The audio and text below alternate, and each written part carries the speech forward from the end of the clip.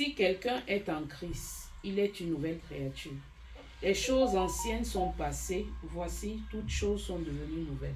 Amen. On dit si quelqu'un est en Christ. On ne dit pas si quelqu'un est à une église. Si quelqu'un appartient à une nomination. Si quelqu'un appartient à une coutume. Non. On dit si quelqu'un est en Christ. Être en Christ signifie appartenir à Jésus. Ça ne veut pas dire que appartenir à une nomination, parce que c'est là qu'il y a la grosse nuance. Beaucoup se disent que comme je suis dans une église, ça veut dire que je suis en Christ. Non, être dans une église ne signifie pas être en Christ. Être en Christ, c'est avoir une relation entre toi et Dieu. Voilà pourquoi il dit, si quelqu'un est en Christ, il est une nouvelle créature. Les choses anciennes sont passées. Parce que être dans l'église ne nous fait pas passer des choses. Non. Mais les choses anciennes passent quand nous sommes en Christ. Parce que celui qui nous fait passer l'ancienneté que nous sommes, c'est Christ. Et celui qui nous donne une nouvelle vie, c'est toujours lui. Voilà pourquoi il dit, si quelqu'un est en Christ, il devient. Tu ne peux pas devenir une nouvelle créature avant Christ. Non. Tu vas devenir simplement créature en lui. Bon, c'est lui qui nous donne l'opportunité de devenir. Mais tout ça, il va falloir que nous prenions conscience que nous ne sommes pas dans la bonne direction. Et nous devons commencer à prendre la bonne direction. Et cette bonne direction m'amène dans le renoncement et la conformité de la parole et décider de devenir une nouvelle créature pour qu'il soit glorifié. Alors ce matin, vraiment, j'aimerais que chacun de nous, quand il va sortir aujourd'hui, il commence à se poser cette question en se disant, est-ce que si Dieu me vient maintenant, me prendre maintenant, est-ce que mon cœur, il me pose la question, où es-tu? Est-ce que j'arrive à répondre à cette question? Est-ce que je suis prêt à répondre?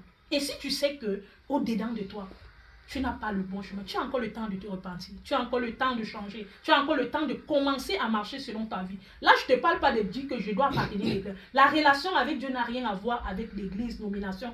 Tout ça, ça n'a rien à voir. La relation avec Dieu, c'est une affaire de vie personnelle. Bon, imaginez-vous, est-ce que le mariage a une religion? Être marié à quelqu'un, ça a une religion? Non. Ou ça a besoin d'une tradition? Non. Être marié à quelqu'un, c'est entre toi et la personne, c'est fini. On n'a pas besoin de ta tradition ou de ta coutume et autres, mais les personnes se mettent ensemble. Alors, si tu sais que tu te trouves dans le chemin opposé, Dieu n'est pas celui qui vient nous juger. Dieu n'est pas celui-là qui vient dire que je te rejette parce que tu as tué tel, tu as tué tel, tu as tué tel. Non. Dieu, il vient te pardonner et il a dit quoi? C'est enfin que vos péchés seront effacés. Alors, mon péché est effacé quand j'ai pris conscience que ce que je faisais ou ce que j'ai fait n'a pas été bon. Je commence à prendre une nouvelle attitude. Il dit que celui qui vient à lui doit venir comme un petit enfant. Il doit se laisser. Et Christ le fait grandir. On ne grandit pas nous-mêmes, mais Christ nous amène à grandir. Il pouvait le dire à Nicodème.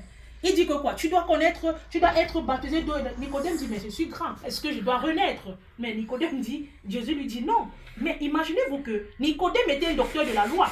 Ça veut dire que ce sont des gens qui avaient la Bible. En tout cas, ils étaient des grands, maintenant on peut les appeler quoi?